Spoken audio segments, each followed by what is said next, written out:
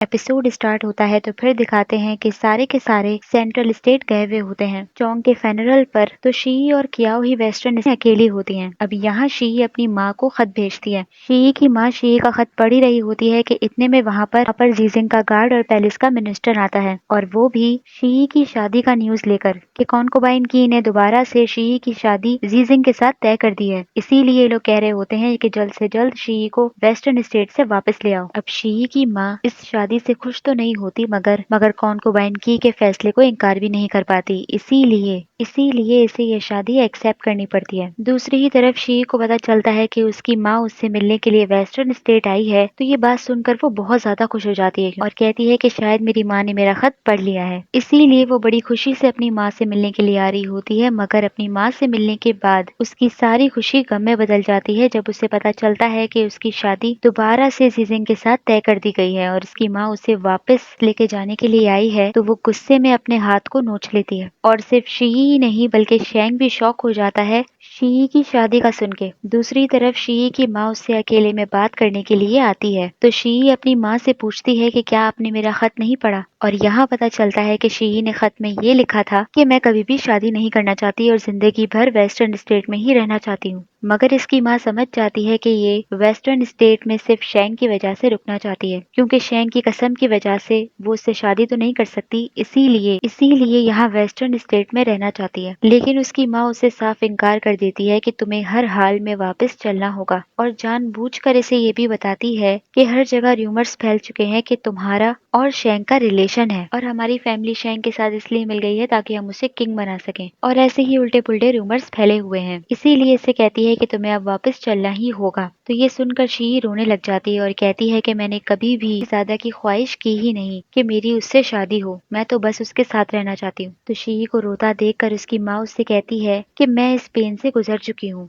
क्योंकि शी के फादर को भी इससे अलग कर दिया गया था, इसीलिए ये नहीं चाहती थी कि शी भी इस पेन से गुजरे। इसकी माँ ने ये सोच रखा था कि अगर इसे मोहब्बत होगी तो उससे मिलाने में ये इसकी मदद करेगी, मगर यहाँ पर ये इनकार कर देती है कि जिससे तुम मोहब्बत करती हो उससे तुम्हारी शादी होना नामुमकिन है। अब शी बेबस हो जाती है, इसीलिए अपनी माँ से कुछ दिन का टाइम मांगती है कि मुझे कुछ दिन के लिए यहाँ रहने दे। तो इसकी माँ इसे सिर्फ कल तक का दिन देती है। दूसरी ही तरफ शी के रूम के बाहर शेंग भी खड़ा होता है और इसका अलग दिल टूटा हुआ होता है, क्योंकि शी अब हमेशा हमेशा के लिए वेस्टर्न स्टेट छोड़कर जा रही होती है। इसीलिए इस गम में ये भी खुद को कमरे में बंद कर लेता है और सबको मना कर देता है कि मेरे रूम में ना आए।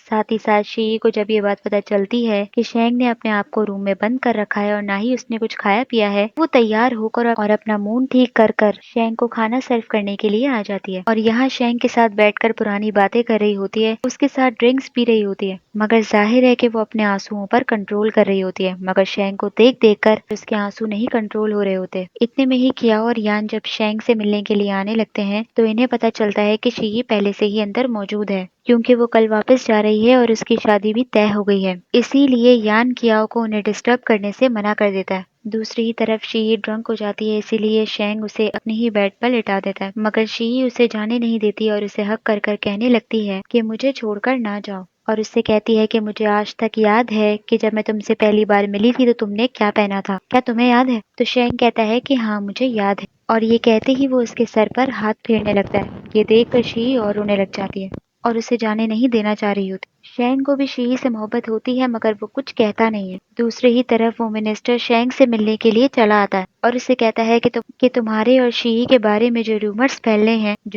फैल रहे हैं उसको खत्म करने का कॉन्कोबाइन की ने सिर्फ एक ही हल बताया है, और वो ये है कि तुम शी को अपनी बेटी बना लो। दूसरे दिन शी अब वापस जा रही होती है, इसीलिए शेंग को सैल्यूट करने लगती है। तो यहाँ शेंग शी को वही बात बताता है कि कॉन्कोबाइन की ने रूमर्स खत्म करने का सिर्फ एक ही हल बताया है कि मैं तुम्हें अपनी बेटी बना लूं। क्या तुम इस फैसले को एक्सेप्ट करती हो। अब शी तो बिल्कुल भी एक्सेप्ट नहीं करना चाहती, मगर फिर भी दिल पे पत्थर रखकर सर हिलाने लगती है। लेकिन शेंग खुद ही मना कर देता है कि मैं इनके इस फैसले को नहीं मानता और मैं तुम्हें कोई अपनी बेटी नहीं बना रहा। तो ये बात सुनकर शी बहुत खुश होती है और इतने में ही शेंग के पास आकर उसके फेस को टच करने लगती है और कुछ मिनट तक उसे एडमायर कर रही होती है, क्योंकि उसे फिर तो चले ही जाना है। शेंग शी से कहता है कि तुम वेस्टर्न स्टेट में 10 साल से हो लेकिन शायद तुमने यहाँ की सारी जगहें नहीं देखी, इसीलिए चलो आज मैं तुम्हें सारी जगहें दिखा दूं। मगर शी मना करने लग जाती है और उसे याद दिलाती है कि हमारे बीच में तो फजूल का र्यूमर फैला हुआ है। मगर शेंग उसका हाथ पकड़कर उसे लेकर जाने लगता है, ये कह के कि इन फजूल बातों पर ध्यान देने की जरूरत नहीं है, और यहाँ उसे अपने साथ वेस्टर्न स्टेट के सारे गेट्स दिखाने के लिए लेकर आता है। और वहाँ पर एक पैलेस का भी गेट होता है जिसको शेंग ने अपने बचपन से ही ताला लगाकर रखा होता है